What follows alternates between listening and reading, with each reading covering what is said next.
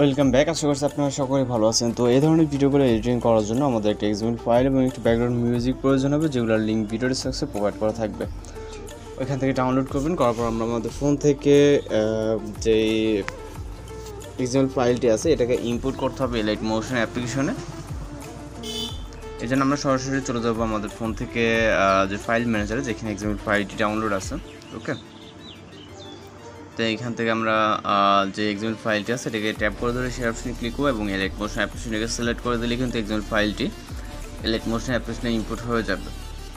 তো ইম্পোর্ট হয়ে যাওয়ার পর আমরা ফোন থেকে এলাইট মোশন অ্যাপ্লিকেশনটিকে ওপেন করব এবং এখান থেকে প্রজেক্ট অপশনে ক্লিক করব। তারপর এখান থেকে আমরা আমাদের প্রজেক্টের উপরে ক্লিক করব, যে প্রজেক্টটি মাত্র ইম্পোর্ট করলাম। তো এখানে ওকেতে ক্লিক করবো এবং নিচে চলে যাবো, যাওয়ার পর আমরা রাইট সাইডে চলে যাবো। এই যে লিরিক্স আছে, এই লিরিক্স ক্লিপের ইন্ডিংয়ে, ওকে, এই যে লিরিক্স ক্লিপ এর ইন্ডিংয়ের দিকে চলে যাবো। যাওয়ার পর এখানে ছোটো ছোটো কিছু লেয়ার দেখতে পাবো। এই লেয়ারগুলোতে মূলত ফটো সেট করতে হবে। ক্লিক করে ওকেতে ক্লিক করবো, কালার অ্যান্ড ফিল এবং মিরর আর ফন্ট। এরপর এখান থেকে আমরা ফটো সিলেক্ট করব, তারপর এখান থেকে প্লাস আইকন। ওকে, এর পাশাপাশি আমরা রাইট সাইডে আরও কিছু লেয়ার দেখতে পারবো। সেমভাবে এই লেয়ারগুলোতেও ফটো অ্যাড করে নেব।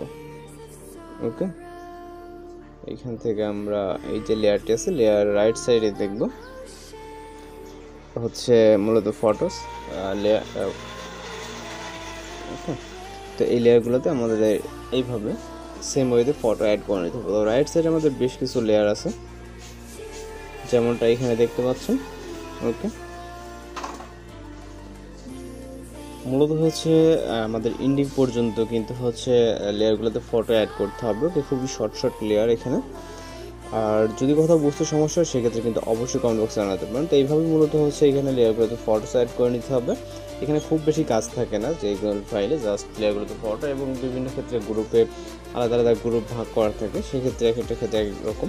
তো আমরা চলে যাবো জাস্ট মিউজিক অ্যাড করার জন্য স্টার্ট পজিশনে এবং প্লাস আইকন, তারপরে মিডিয়াতে ভিডিও ফাইল মিউজিকটি দেওয়া থাকবে, এটাকে সিলেক্ট করব এবং এটা থেকে অডিওটাকে আলাদা করার জন্য ভিডিও লেয়ারে ক্লিক করে থ্রেড আইকন এবং হচ্ছে এক্সট্রাক্ট অডিও।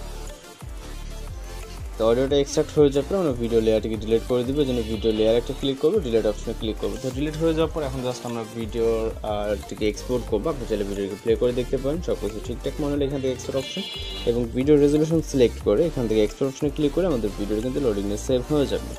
তো এইভাবেই এক্সএমএল ফাইলের কাজগুলো মূলত করতে পারেন। তো আজকের এডিটিং টিউটোরিয়াল এই পর্যন্ত। দেখা হচ্ছে নতুন কোনো ভিডিওর সাথে। সবাই ভালো থাকবেন, সুস্থ থাকবেন।